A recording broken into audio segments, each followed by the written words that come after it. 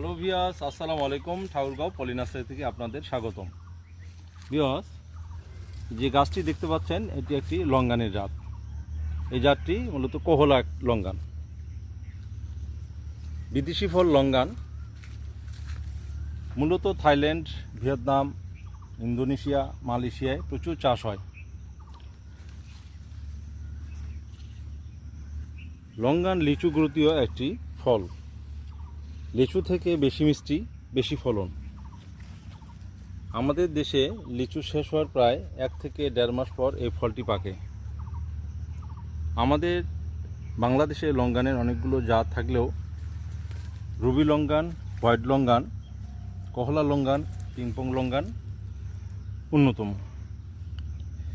এছাড়া আরও নতুন অনেক জাত এদেশে এসেছে যেগুলো পরীক্ষাধীন আছে।